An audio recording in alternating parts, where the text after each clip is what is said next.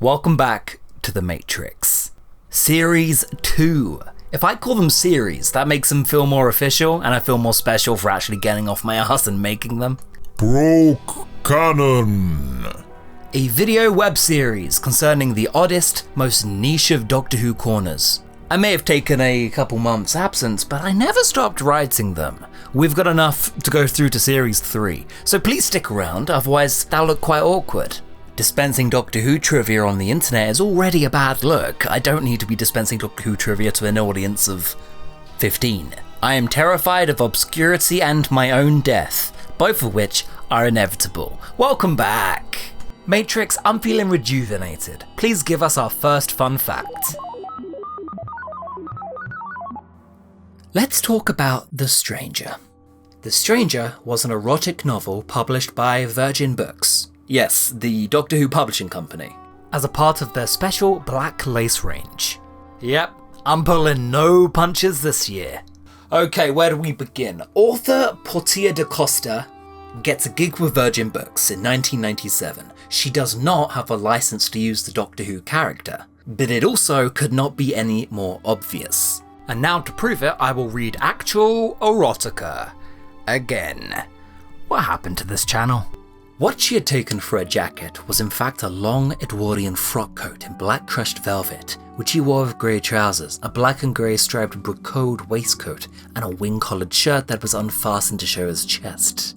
Slung around his neck was a rather mangled length of heavy grey silk, which appeared to be the remains of a cravat.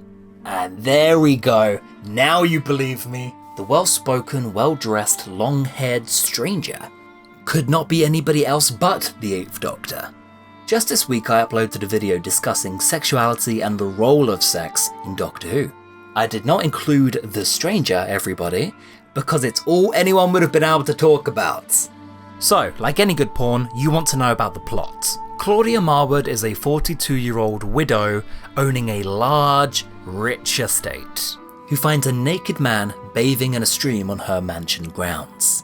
He had exactly the kind of physique she had always preferred in a man. Spare and lean, but strong-looking with fine, straight limbs and a chest that was deep and nicely defined, but free of hair. His swinging penis, oh my god. His swinging penis was substantial and distinctly perky. Okay, I think this is the point of the video where we say skip to this time point if you're 12. It's good to do that sometimes, yeah? Jesus Christ, is this what it's come to? Claudia decides not to wolf whistle Mr. McGann, but instead watches him as he slowly masturbates into the water. She could still hear his broken cry of triumph as his semen hit the water like strands of white silk. Oh my god. Hey, what if this was actually written about the 6th Doctor, and he's just wearing a cravat? I don't know how I'd feel about that. Woo-hoo-hoo-hoo! This is quite liberating, my boy. Later, the masturbating stranger appears at her door, which would be creepy in any other context other than a smutfic. My initial assumption was that this was a converted fanfic, like, say, 50 Shades of Grey, where it's clearly based on existing characters and then we change the names around. But, no, it's very upfront that this is Doctor Who. For instance, the Doctor freaks out every time Claudia says the word Doctor, and he doesn't want to be sent to a hospital because he would be treated like a freak. So instead, the good lady and the Time Lord, who isn't a Time Lord for legal purposes, have a long, romantic shag. The young man was bigger and harder than Gerald had ever been, although her late husband had possessed a penis to be proud of. Claudia quivered inside. Her vagina fluttered as if to express its hunger, as it then devoured him whole. No, I made that last bit up, but her fluttering vagina is described in quite a bit of detail. Are we getting to the monsters? When can I place this story on the timeline? I just keep reading and reading. Edwardian love poets, a lost boy, an alien sent to pleasure and enchant her. Yep, tick tick tick, it's Doctor Who, we know, we get it. Soon, Claudia is ravished to such a degree that she is blessed with a new power, able to have multiple orgasms just at the thought of actor Paul McGann. And I mean, same, but keep it to yourself, lady. And then it does something very strange, where it's gone from a Doctor Who porn parody, a sophisticated Doctor Screw, to then thinking he's in the plot of the movie Withnail and I, as he starts retelling the plots of him and Richard E. Grant in the British countryside. Why? Look, it's okay, someone was bound to get a sexual awakening watching Withnail and I, but you can't throw all of Paul McGann's roles into one. Withnail and I is not a sexy movie. At this point I did stop reading because it's actually a fairly weighty bit of writing. But interestingly, there is a character called Melody who comes to join them. Do that, Big Finish, I dare you. There's a BDSM orgy. A lovely Frenchman named Comte Le D'Alenvie. We find out the Doctor has a pee kink, a urine kink. Can we move on? Yes we can. But not before I tell you the best part of all this, is that this was then referenced in the main Doctor Who range, as writer Lance Parkin gave us this line. The Doctor stopped what he was doing and grinned to himself. I was in England, spending some time with a friend, a young widow named Claudia. My word. Thank you to the people who recommended this to me. I want to burn it out of my brain. Matrix, next fact.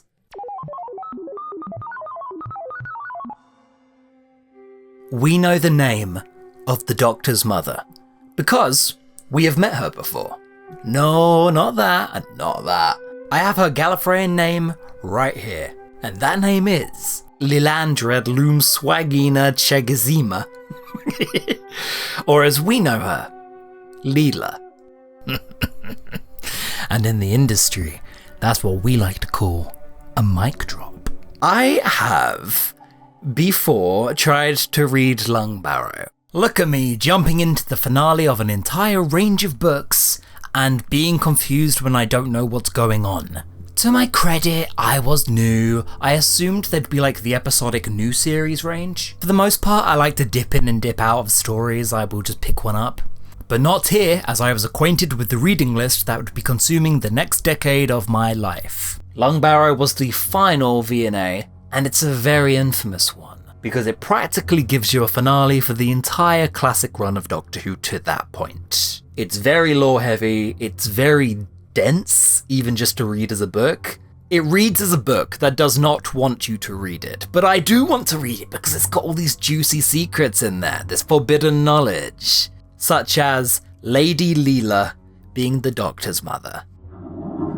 Mark Platt decided that the best fan service was all the fan service, as Leela and Andred had a half Gallifreyan, half human child. The Seventh Doctor came to the realization that this child had to be him, and then he asked Leela to name their child after himself. Had a baby boy. Oh, brilliant. What'd you call him? Doctor. Really? That actually happened. That's actually what they went with. So Leela raises a little baby Doctor so that he would become the Other, a key founding member of Gallifreyan society. Yeah, The Other, as we certainly all know, is the Doctor. Through one method or the other. That's a bag of worms, we're not touching that one yet. This means, of course, that the Seventh Doctor not only engineered the methods of his own regeneration, but also his whole birth. He brought himself into existence. A full circle. A paradox loop. Oh, boy.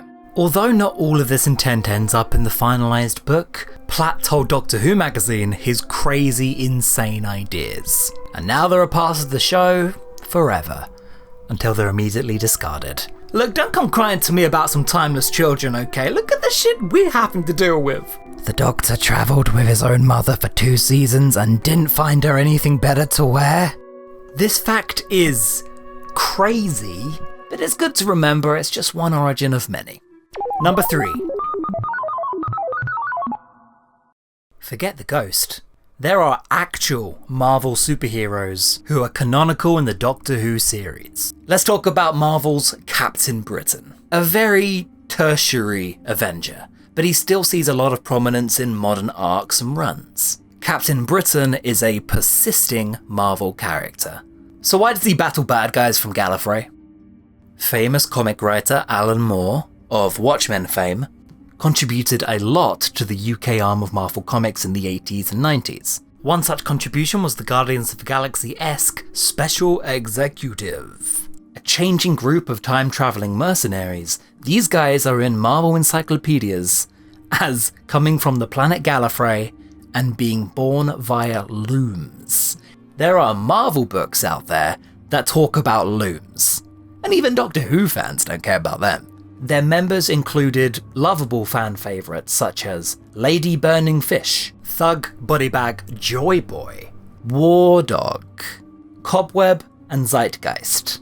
And who could forget Viridian, the Brain Feeler? These fan favourite characters have stuck around, very slightly, crossing over with Saturn, the X-Men, before eventually becoming Captain Britain villains. Now, as discussed previously, this would make sense. There was that brief window of time where Transformers and Marvel Comics and Doctor Who all played in the same playpit. For example, not only are Captain Britain and Doctor Who friends, they, go to the same parties and run in the same circles, but I was also delighted to learn that unlike Captain America, Captain Britain was given his powers by the magician Merlin. But Doctor Who is Merlin. And you can't tell me that writers like Alan Moore didn't know that at time of writing. In this series, the Doctor is an all-powerful cosmic wizard who defends the Omniverse with his daughter Roma. And oh my god, don't you think his family tree is getting big enough, Doc? We are fighting a time war. The Special Executive were created by Rassilon. Genetic experiments with the first ever looms, that's why they don't look anything like Time Lords. And then they were used to fight the cat people of Gallifrey, which is weirdly accurate to Gallifrey lore. Eventually, the terrible Rassilon splits up this fighting team, ordering a purge of the Wombborn, forcing War Dog and his brothers to flee the planet. Who knew the Rassilon created an ultimate ragtag team of battling animal Marvel superheroes? Oh, I'm so tired. I'm one episode back in and I am exhausted already. Alright, cool. See you later. I'm going on another 2-month hiatus.